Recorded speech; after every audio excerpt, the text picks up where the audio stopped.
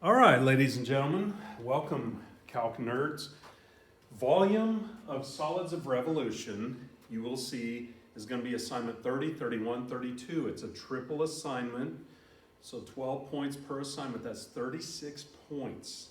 Now it's got 6 questions, so each question will be worth 6 points. And again, the more work you can show me, the better.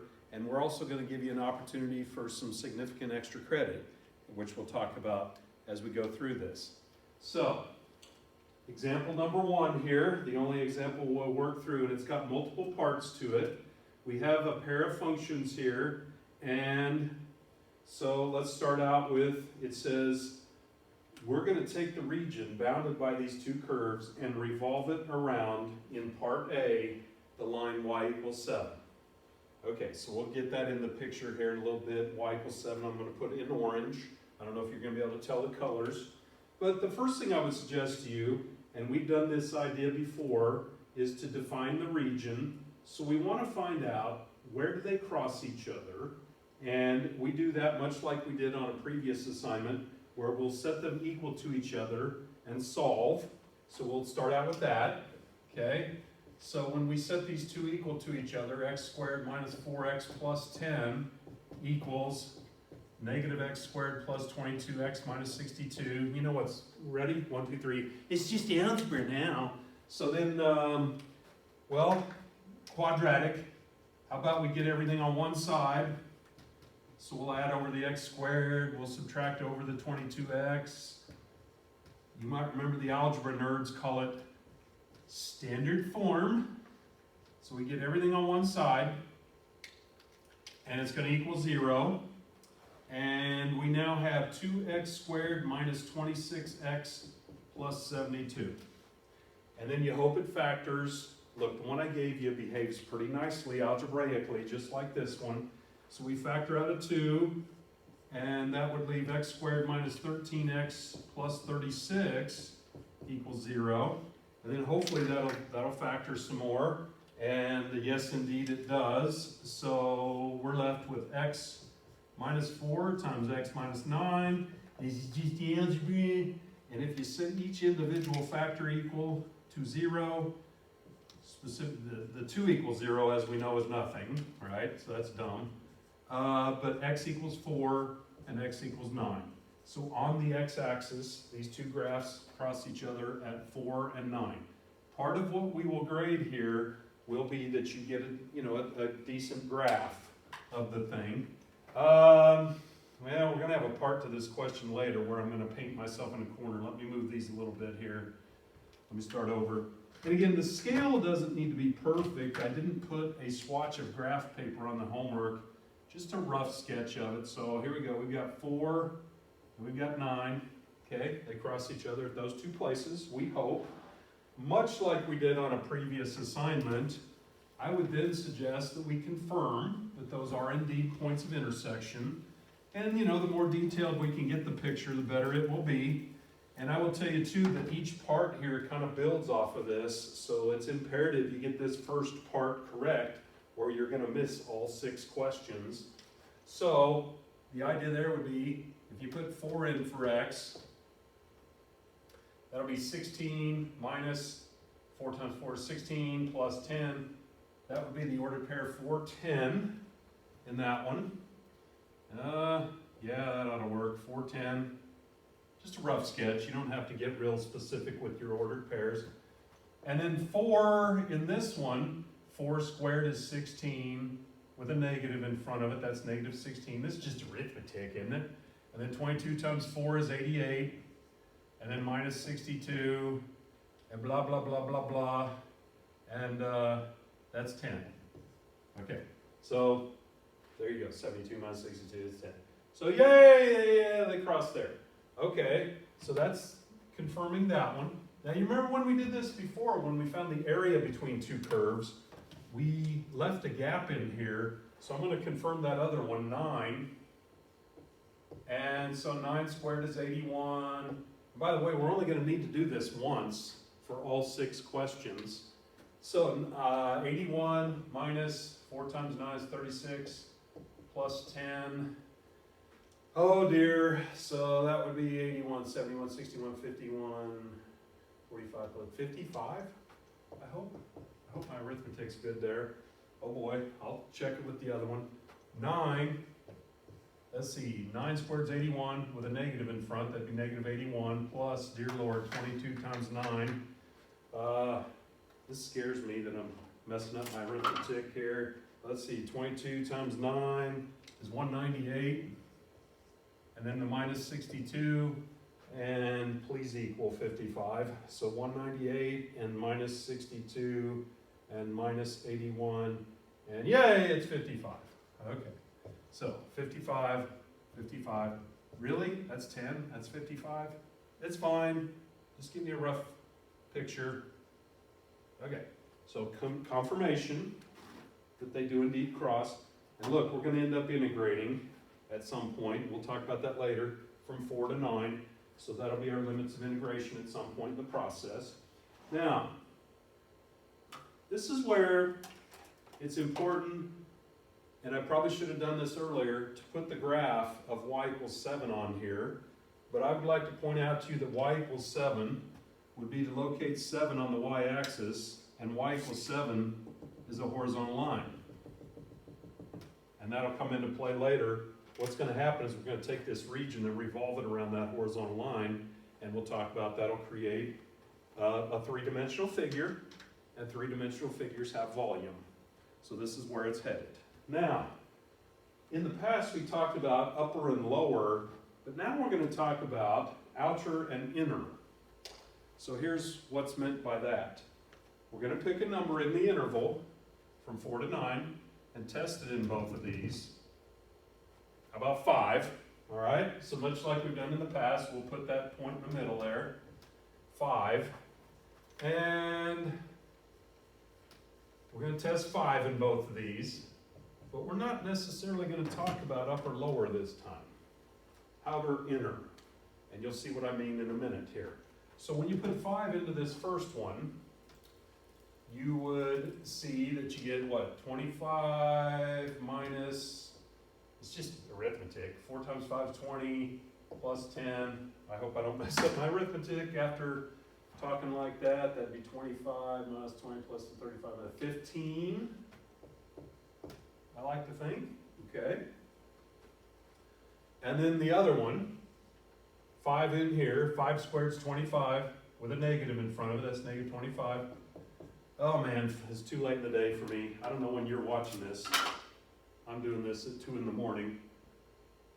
22 times 5 is 110, and minus 62, right? Put 5 in for x. So 110 minus 25 minus 62, that turns out to be 23. All right, now here's the deal. I'm going to keep these ordered pairs up here for each of these parts to the question. We're comparing these two y values to the axis of revolution, 7, and the question is which one is farther away from 7? And whichever one's farther away is going to create what we're going to call the outer curve. Well, 23 is farther away from 7 than 15. So, that one's going to be the outer green one. I've got them color-coded in your notes. And this will be the inner red one. And so, just to get a quick picture of this, this one I've underlined in green is going to be, you know, farther away from that axis of revolution than the red one. So, that's why I think the colors help so much, and I like the fact your notes are color-coded. If you just will pull up these slides and look at them, they've got color in them. Hopefully they came through that way. All right, and then we're going to go with the F and the G here in a minute. So we'll relabel those y values with functions. Okay, now we're about to use what's called the disk/washer method, and we use it when the region, this region here, bounded by these two curves, is revolved around a horizontal line, such as y equals 7. And so the idea is we're going to take this region and revolve it around this line, and when we do that, it's going to make a three-dimensional figure and it's going to swing behind the board, and we'll end up with this 3D object here. Ding, ding, ding. All right, hopefully that made sense. When you revolve a two-dimensional flat area around a line,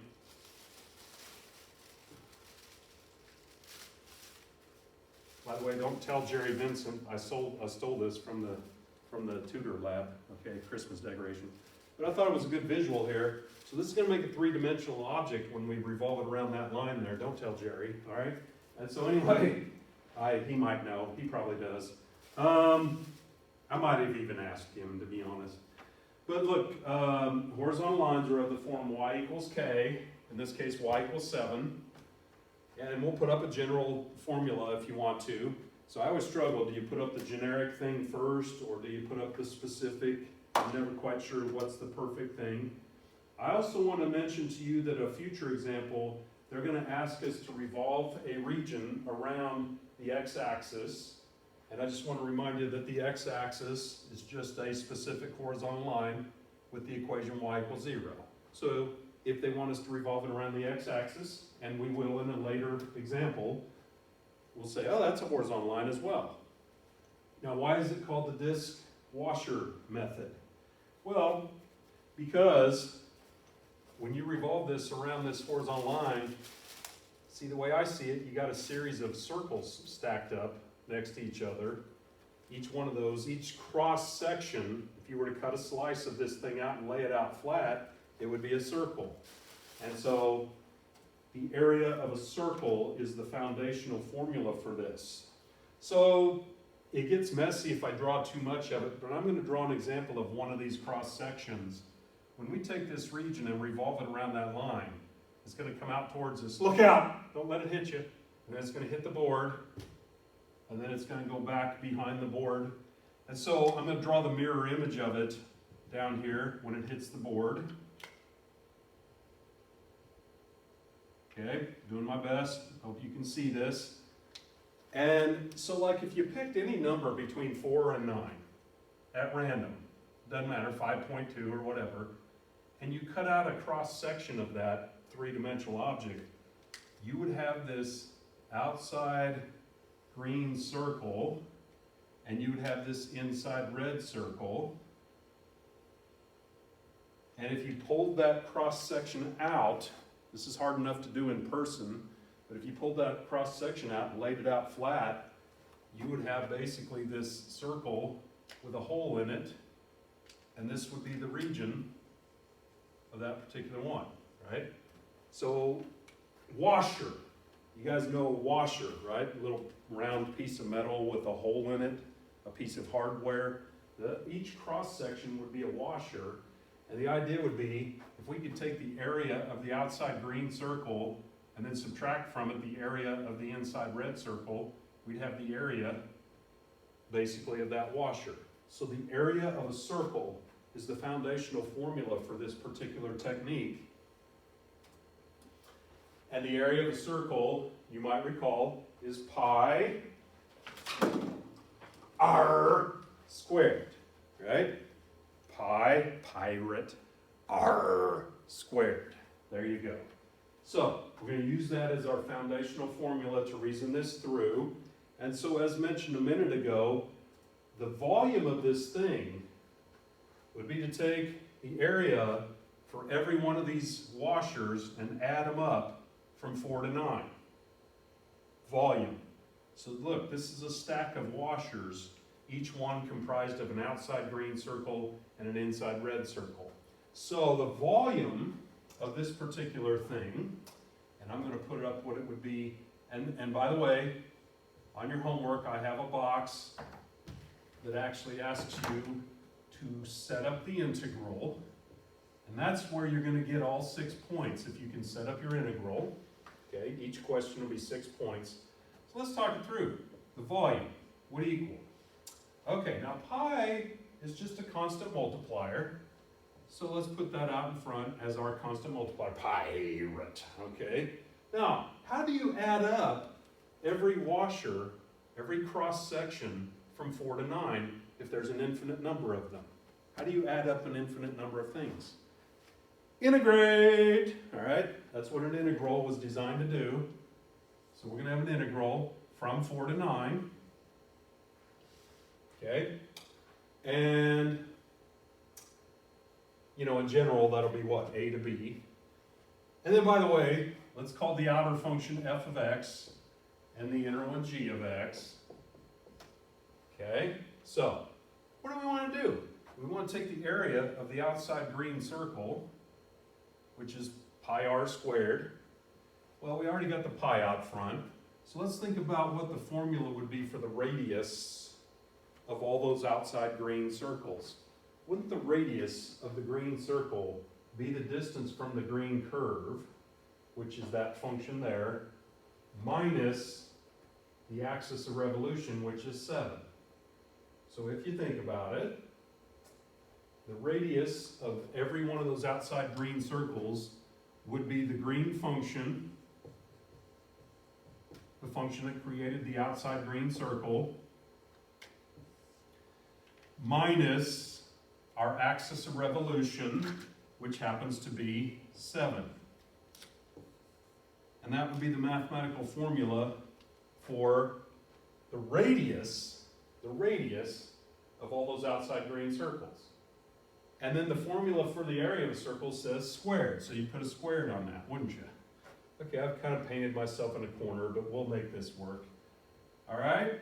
So that would be the outside, that would be the area for every one of those outside green circles as you travel from 4 to 9. You would take the green function minus the axis of revolution. Isn't that the radius of that green circle there? From the function to here. From the function to here. Okay? And I'll put up what the general formula would be, although you already have it in front of you. See, in class I'd pop it up and you'd all write it down. You already have it. And then from that, wouldn't we want to subtract the area of the inside red circle, the hole in every one of these washers? That's why we're subtracting that area. And wouldn't its radius be red inner function down to axis of revolution? So the same idea. It would be the red function, the inner one in general, the one that was closer to the axis of revolution, minus the axis of revolution, and then that quantity squared. And this is all with respect to x. With respect to x. Woohoo! That would be your integral. Okay, so you already have looked at this. In general, volume would be pi. It's out there in front because that's just a constant multiplier. You integrate from a to b, 4 to 9. Outside function minus axis of revolution, quantity squared, minus inside function on pi r squared. So there would be that. And that's your setup, that's your integral. If you can set this up correctly, you will get all 6 points for that question. 6 questions, 6 points apiece, 36 points, 3 assignments. Okay, where's the opportunity for the extra credit? You will notice on the homework that there will be a box for not only the integral, and again, if you can fill that in, you got it. You got your 6 points that I owe you. The other, let's say I'll give you 2 points for this, and then it's going to be up to you. Do you have enough time in your life to try to get that extra 2 points on each question? The other part of it would be to actually find the volume by integrate, evaluate, celebrate. Okay, now that's a lot of algebra. And I already did them, but if you're going to do that, you would need to simplify this. First of all, you could subtract the 7 here and the 7 here. Then you'd have to square out that entire quantity. You're going to have a trinomial squared. You're going to have to write it out twice, distribute it. You're going to have to write this one out twice and distribute it. Then you're going to have to subtract all the terms here from all the terms here. It's algebra. It's brute force algebra. Clean up your integrand. Then you'll integrate the thing. And you won't have to use substitution or anything. It'll just be terms after you do all that brute force algebra. And then you'll integrate it. Then you'll evaluate it with the 9 and the 4. And so I guess what I'm here to tell you is that that integral, all this stuff I've put in this blue box, would ultimately end up being a number. And so your volume will end up equaling whatever that number is times pi, won't it? And it's just a matter of whether you have enough time in your life to do that. That integral there comes out to be 2,125, and then let's remember that we've got that pi in front, and that would be the number, okay? And I'd be fine with that. That would be exact. And then if you wanted to take it a step further, and I went ahead and typed up these solutions, okay? So there's your 2,125 pi. And then if you want to ask your calculator to take that times pi, that'll give you the six, your calculator can replace the pi with 3.1415926 and so on. And this would be cubic units. So I'd be totally fine with the exact, but it's a volume, so units cubed. That'll be 2 points. Okay, now do you feel like spending, I don't know how long it would take you, 10 minutes to do the algebra on that, and integrate, evaluate, celebrate to get that number 2,125. That's up to you. But look, if it's extra credit, then, you know, it's not owed to you. But I did want to give you a chance. That one might be kind of difficult to finish out. I think a couple of them we'll see a little bit later maybe wouldn't be quite so difficult. So that's the foundation of that. We will, when we come back, we will be able to recycle a lot of the work that we have up here to do part B. So let's pause, kind of clean up the board a little bit, and come back and do part B.